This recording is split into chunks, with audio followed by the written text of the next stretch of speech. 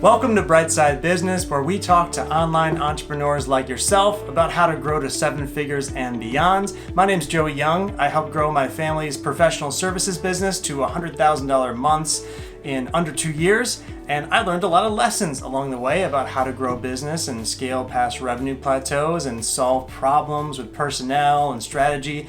And one of them is one that I face all the time that entrepreneurs I speak to tell me is an issue over and over again, but they don't really know it's an issue until I reveal this construct I'm gonna give to you today, this framework.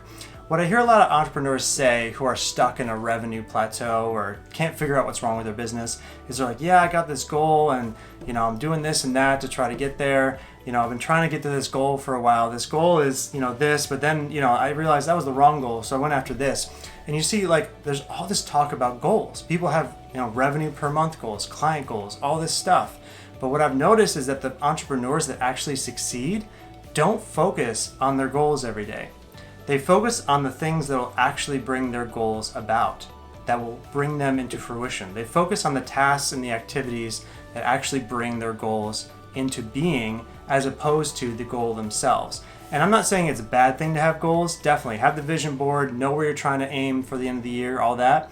But what should you focus on every single day as an entrepreneur to actually grow past your revenue plateau and scale your business?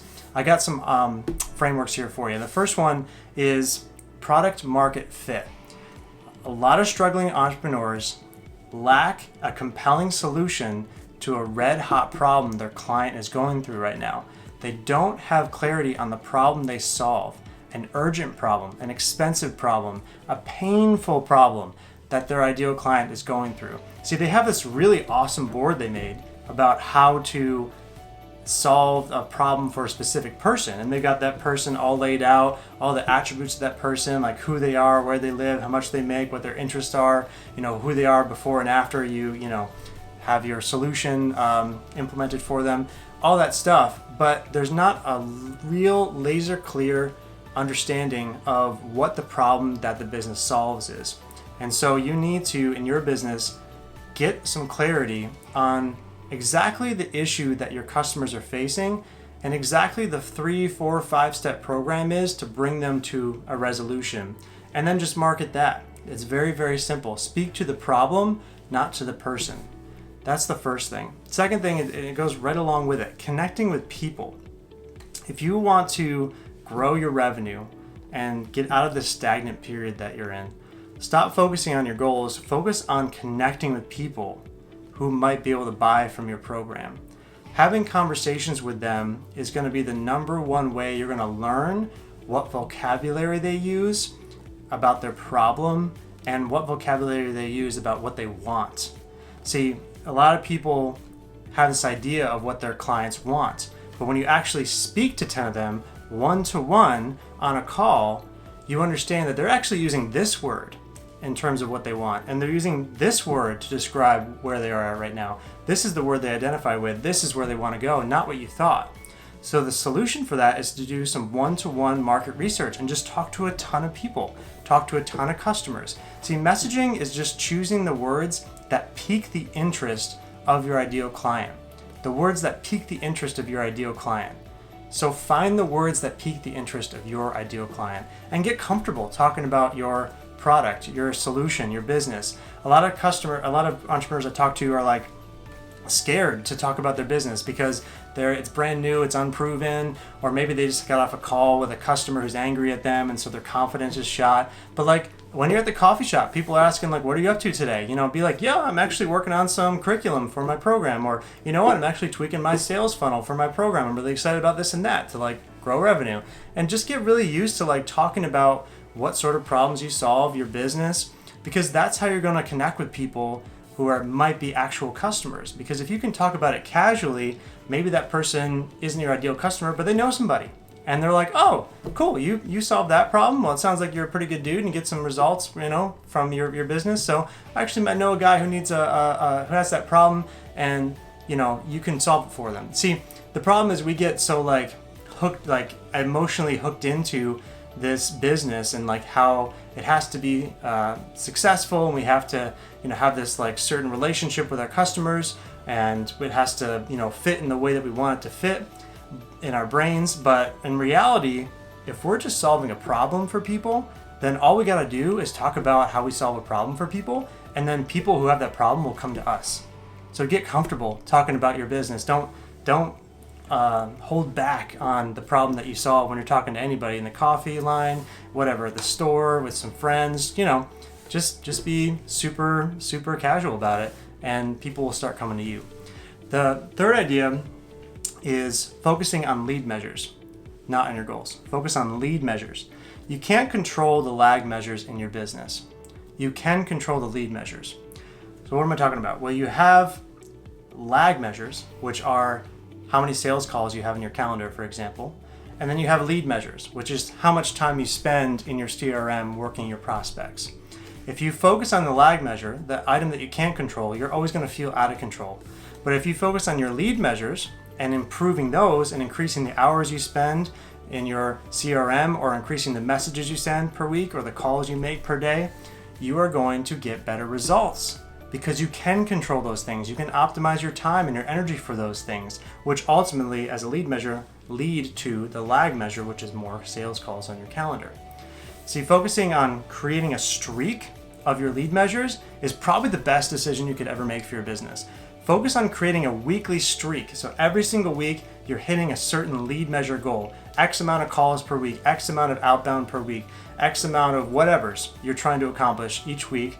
Have a streak going and keep track of that. That's probably the best thing you can do to grow your business. A scoreboard is super helpful for this. If you don't have a scoreboard set up, it can be super simple. It can be physical if you want, like on your wall or on a piece of paper.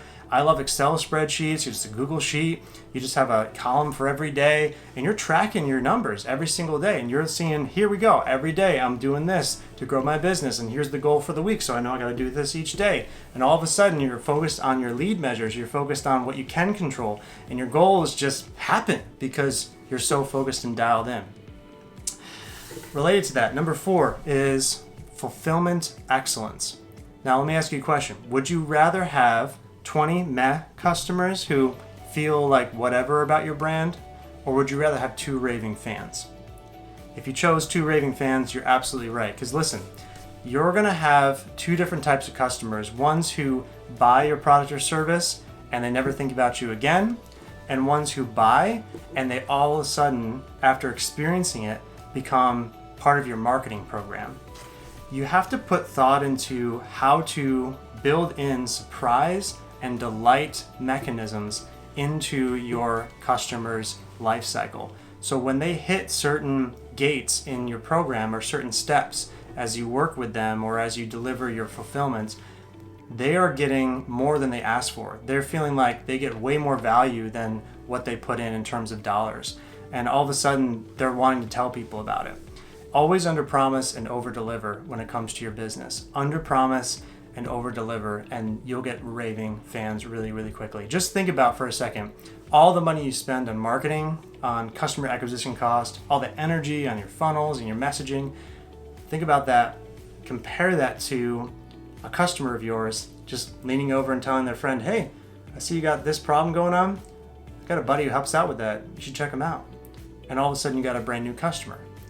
Well, all that is skipped. All the messaging, all the money, all the time you spent acquiring a customer completely skipped when you had one customer tell another customer, this guy's awesome, you should check him out. This girl's awesome, you should check out their business. It's incredible. Fulfillment excellence. Focus on that. And lastly, positive feedback loops. Here's the thing. Nothing matters if you don't continue on 6 months from now. The problem with a lot of entrepreneurs is they get focused on one thing and they try it, they get disappointed because it doesn't work, and they stop and they take a huge break, or they quit and they go somewhere else. But if you can build in some positive feedback loops into your business, you're going to be still doing this months and years down the road. Because again, nothing's going to matter in your business unless you're continuing on with your messaging, with your marketing, with being consistent in the marketplace, with working your CRM, with growing your business 6 months from now. So focus on winning the day. Don't focus on your long-term goals. Focus on what does today look like? What's a win that I can celebrate if I just do today well? How can you have more fun? How can you build in some interesting, some exciting projects that keep the business fresh, keep you excited to talk about whatever your business is to customers and clients? That's how you stay motivated over the long term. There's a couple easy ways to do this, to build in these feedback loops. How can you win the day? Well, one of them is soliciting and reviewing customer testimonials, reviews, feedback.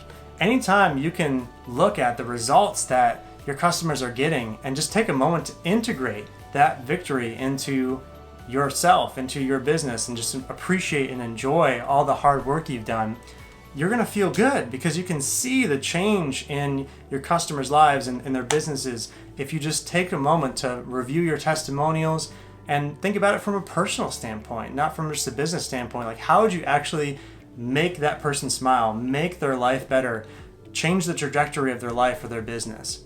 It's a powerful thing. That's a positive feedback loop. Also, one thing you can do from a productivity standpoint, which is super powerful and I recommend for every entrepreneur I work with, pick one task every week that will move your business forward to complete by Friday at 5 p.m.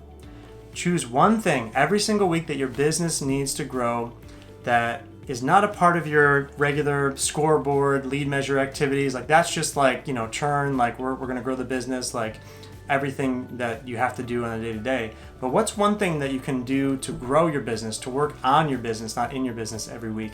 Choose one of those things, put it on the board, on the schedule, put it on the to-do list, get it done every week, and celebrate it at 5 p.m. on Friday that you got that thing done. So even in the worst weeks, in the down weeks, in the zones where business is slow or you're feeling discouraged, you get a lot of no's, there's still one positive feedback loop you can look to. It's like, hey, I set out to do this Monday at 9, it's Friday at 5, and that sucker's done.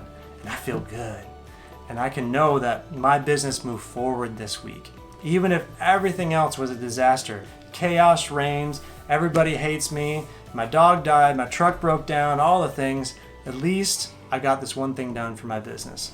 That's going to help you, that positive feedback loop. Focus on that. Focus on that.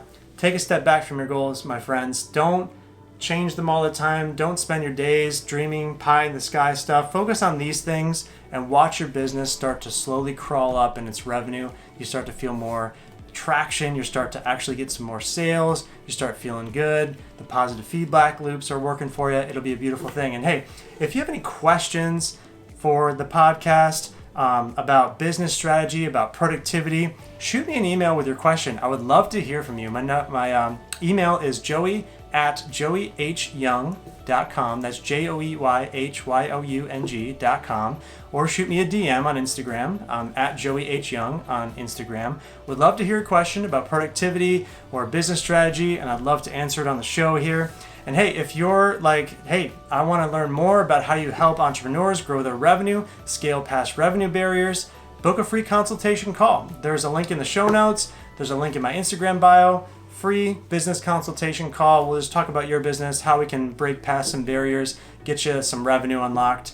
Really, really cool. And don't forget, if you're all the way into this show at this point, you must have found some value in it. So do me a favor. Leave a 5-star review wherever you're listening or watching to this. Give it a thumbs up, a like, subscribe, all the things, follow the show. All that really helps me out, gets the show pushed forward in the algorithms. And hey, until next time, my friends, happy scaling. I'll see you later.